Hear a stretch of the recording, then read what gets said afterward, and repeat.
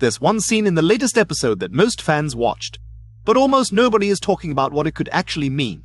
Alys Rivers shows Aemond 5 hidden dragon eggs. At first they just look like old, petrified eggs. But then Alys performs what appears to be blood magic, and the eggs begin to react. Aemond even feels warmth when he touches one. He immediately realizes something important. These aren't random dragon eggs, they belong to Dreamfyre, the dragon ridden by his sister, Rhaena. But here's where things get really interesting. Alys doesn't ask Aemond to help her win the Iron Throne. Instead, she tells him she wants to rule Harrenhal by his side, have his children, and pass these dragon eggs down to them. It's a strange request. Until you look at the history. Over 100 years before the Dance of the Dragons, Dreamfyre belonged to Princess Rhaena Targaryen. Rhaena spent many years living at Harrenhal, and according to the lore, Dreamfyre laid several eggs during that time. After Rhaena died, Dreamfyre returned to King's Landing and was eventually claimed by Rhaena. But the eggs, they stayed behind. That's where Alys Rivers comes in.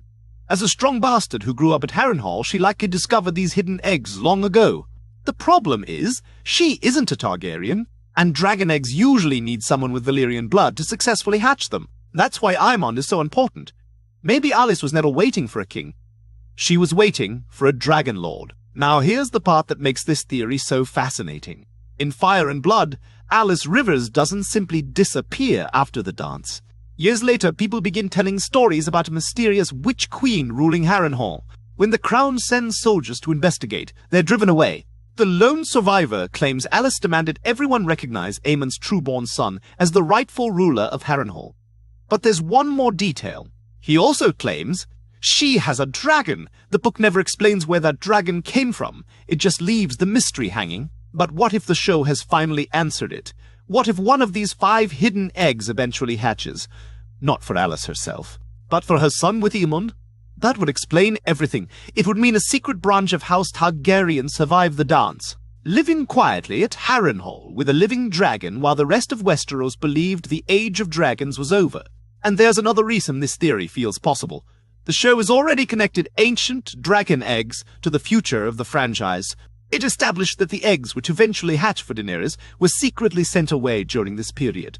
So HBO clearly isn't afraid to use hidden dragon eggs to connect different eras of the story. These 5 eggs could be another piece of that larger puzzle.